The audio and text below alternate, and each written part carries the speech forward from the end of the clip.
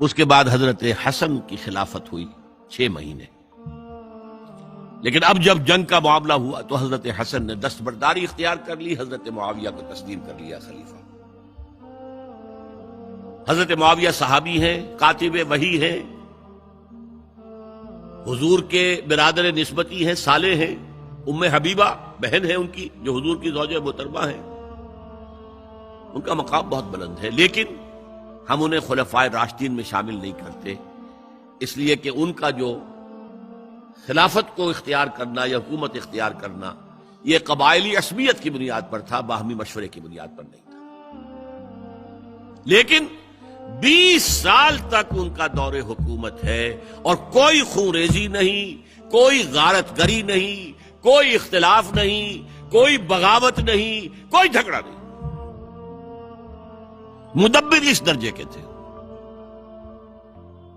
اب آئیے آخری سٹیج آئی. حضرت معاویہ کو مشورہ دیا گیا. مغیرہ ابن شعبہ ایک بزرگ صحابی تھے کہ دیکھیے جناب امیر، مسلمانوں میں اختلاف ہوا، 4.5 سال 5 سال خانہ جنگی رہی. اب اگر پھر معاملہ آپ کے انتقال کے بعد ایسے ہی چھوٹ گیا تو اختلافات ہوں گے، جھگڑے ہوں گے، مختلف دعوے دار سامنے آئیں گے، جنگیں ہوں گی، پھر دوبارہ جو ہے فساد ہو جائے گا. آپ کسی کو نامزد کر دیجیے. اور پھر مشورہ دیا اپنے بیٹے یزید کو نامزد کر دیجیے. حضرت معاویہ ریلیکٹنٹ رہے، لیکن اس کے بعد انہوں نے مان لیا اور فیصلہ کر لیا. یہاں میں چاہتا ہوں کہ بات سمجھ لیں اچھی طرح. اس معاملے میں اگر آپ حضرت معاویہ کی نیت پر شک کریں گے تو مجھے آپ کے ایمان پر شک ہو جائے گا. نیت پر نہیں، غلطی ہو سکتی ہے، صحابی ہیں، نیت غلط نہیں تھی. نیت کیا تھی؟ اور میں سمجھتا ہوں 100% درست تھی کہ اب اتنا پانی گزر چکا ہے پل کے نیچے سے وقت کے دریا میں کہ بارے صحابہ سب رخصت ہو چکے. اب اکثریت 9 مسلموں کی ہے، عصبیتیں بھی ہیں، قبائلی عصبیتیں ختم تو نہیں ہوئی. لہذا جب تک کوئی قبائلی عصبیت پیچھے نہیں ہوگی حکومت کے، حکومت نہیں چل سکے گی. یہ ابن خلدون کا لفظ ہے، عصبیت، کوئی چیز جو جوڑے آپ کو. تو دینی عصبیت اب کمزور پڑ گئی ہے، اس لیے کہ حضور نے جن کو تربیت دی تھی وہ اب گئے، اکثر و بیشتر گئے. اب اگر ایسے ہی چھوڑ دیا گیا اور کوئی قبائلی عصبیت پشت پر نہ آئی تو پھر خانہ جنگی ہوگی. 5 سال تک ہوئی. اس بنا پر انہوں نے اسے صحیح سمجھا. آپ اختلاف کر سکتے ہیں، صحابہ کی رائے سے اختلاف ہو سکتا ہے، لیکن آپ ان کی نیت پر شک نہیں کر سکتے.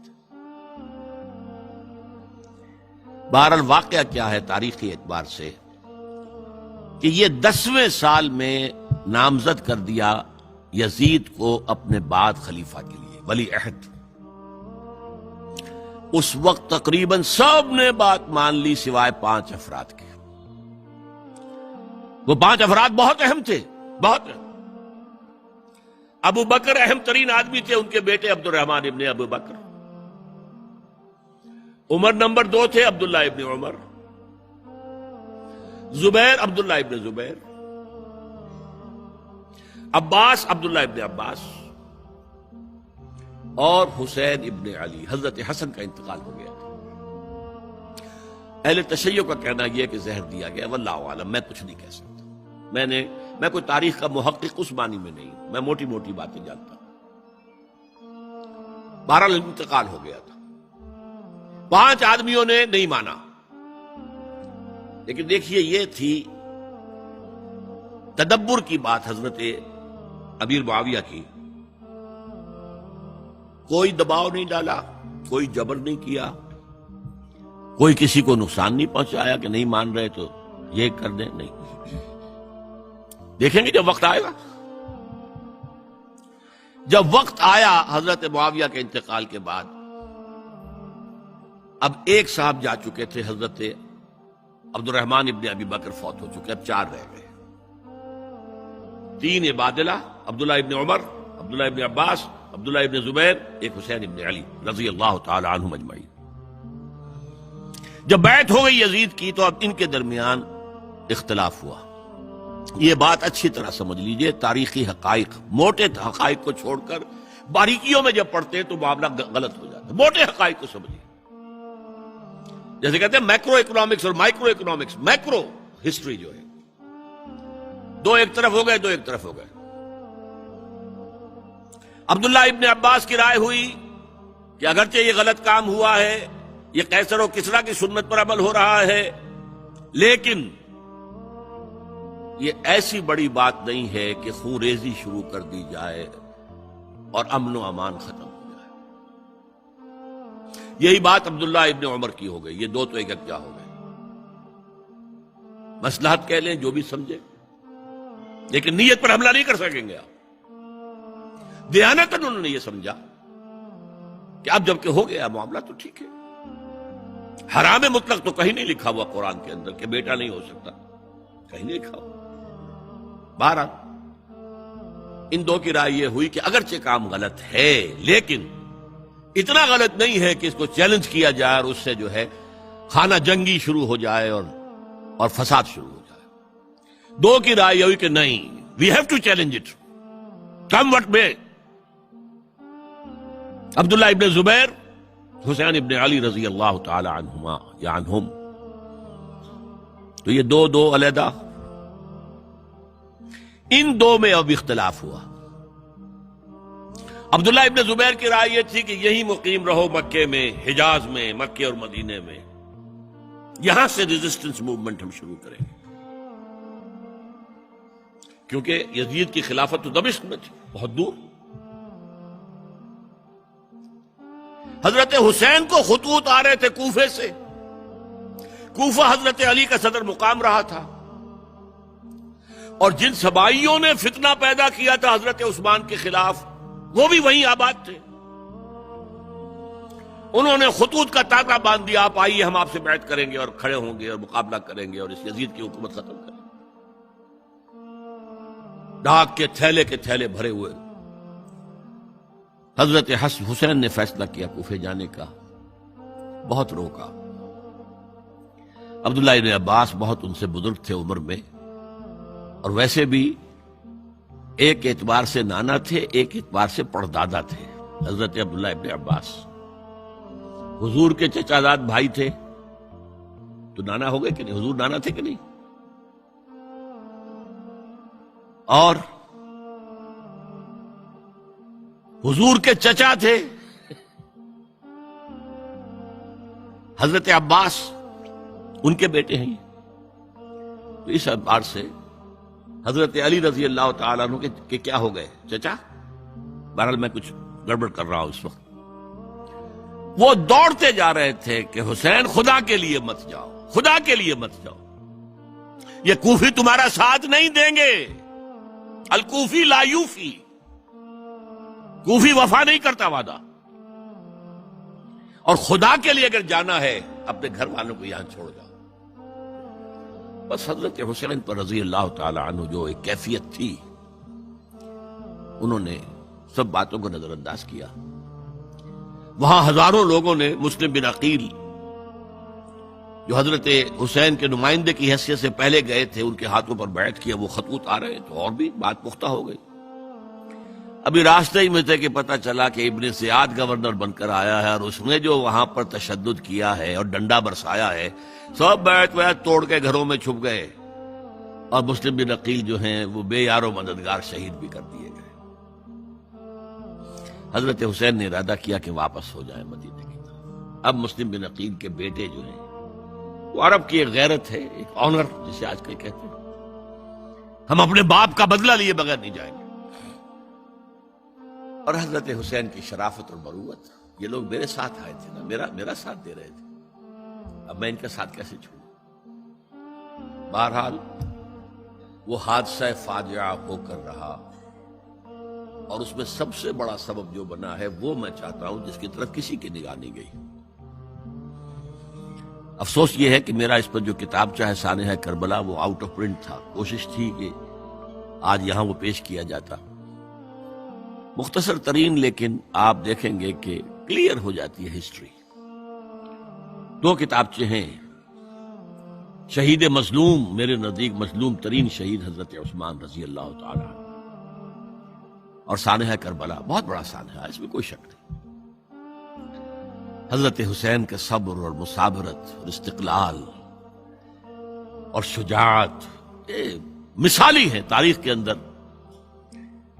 اپنے سامنے جو ہے اپنے ایک ایک کر کے چراغ گل ہو رہے ہیں. خاندان سارا ختم ہو رہا ہے. شیرخوار بچے شہید ہو رہے ہیں. وہ تو ایک بچہ بیمار تھا، حضرت علی بن حسین زین العابدین رحمت اللہ علیہ، وہ بچا ہے. لیکن اصل میں شرافت اور مروت جو ہے وہ بسا اوقات اپنی شرافت کی وجہ سے مار کھا جاتی ہے.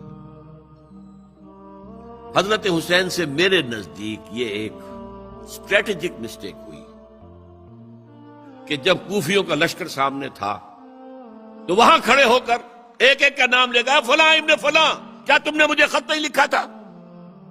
اے فلاں ابن فلاں کیا تم نے مجھے خط نہیں لکھا تھا؟ سب کے راز فاش کر رہے ہیں.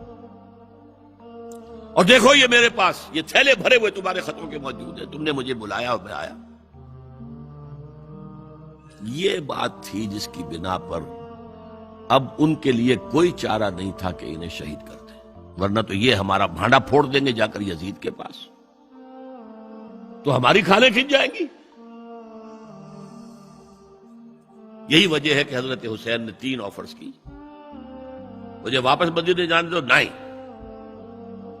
مجھے یزید کے پاس جانے دو، نہیں. مجھے کہیں اسلامی سرحد پر بھیج دو، میں وہاں پر کافروں سے جنگ کرتے ہوئے زندگی ختم کر لوں گا، نہیں. ہیئر اینڈ ناؤ بیٹھ کرو.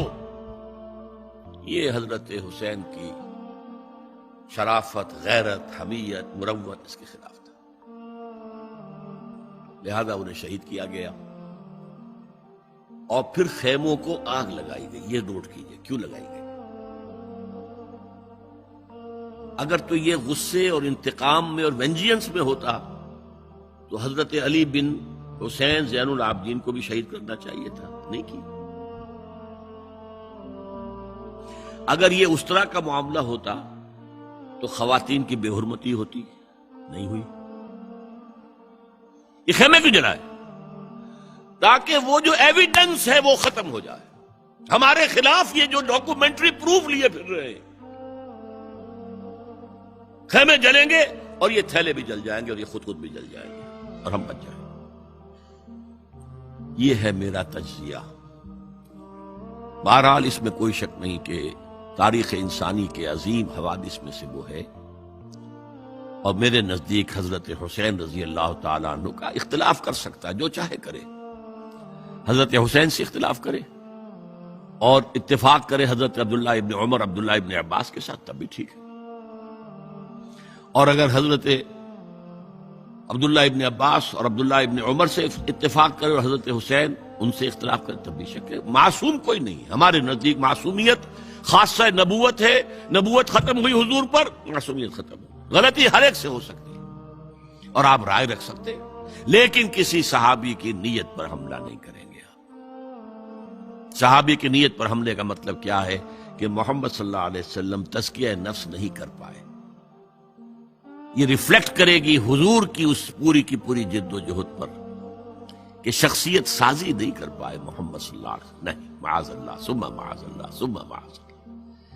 بہرحال یہ ہے تاریخ کے اعتبار سے ہمارے ہاں جو عظیم ترین ذی الحج کے مہینے میں حضرت عثمان شہید ہوئے تھے. 28 ذی الحج کو حضرت عمر پر حملہ ہوا تھا. 1 محرم کو ان کی شہادت ہوئی تھی. 10 محرم کو یہ سانحہ کربلا پیش آیا تھا. یہ ہماری اس ابتدائی تاریخ کے اہم لینڈ مارکس ہیں جنہیں ہم شہادت کے نام سے جانتے ہیں. لیکن میں اب پھر دوبارہ کہوں گا، یہ اللہ کی راہ میں قتل ہوئے ہیں. وَلَا تَقُولُوا لِمَنْ يُقْتَلُ فِي سَبِيلِ اللَّهِ أَمْوَاتٌ بَلْ أَحْيَاءٌ وَلَكِنْ لَا تَشْعُرُونَ. ولا تحسبن الذین قتلوا فی سبیل اللہ امواتا بل احیاء عند ربہم یرزقون، لیکن وہ شہادت علی الناس کی ذمہ داری جو مجھ پر اور آپ پر ہے، حضرت حسین کو یاد کر لیں، حضرت عثمان کو یاد کر لیں، ان کے لیے کوئی رنج اور غم کا اظہار کر لیں، اس سے کچھ حاصل نہیں ہے۔ حاصل تو یہ ہے کہ شہادت علی الناس کی تیاری کیجئے، اپنی ذاتی زندگی میں آج سے گواہی دیجئے اللہ کے بندے ہونے کی، اپنے عمل میں، اپنے قول میں، اور کوشش کیجئے کہ مل جل کر اس ملک کے اندر وہ نظام برپا کریں کہ جو شہادت علی الناس دین حق کے ایک کامل نمونے کے طور پر دنیا پر حجت قائم کر دے کہ دیکھ لو اپنی آنکھوں سے، یہ ہے وہ دین حق جو محمد لے کر آئے تھے۔ اللہ تعالیٰ مجھے اور آپ کو اس کی توفیق عطا فرمائے۔ یا رب فاجمعنی بكل الصحب والأحباب واكتب لنا أن ندخل الجنات بالريان۔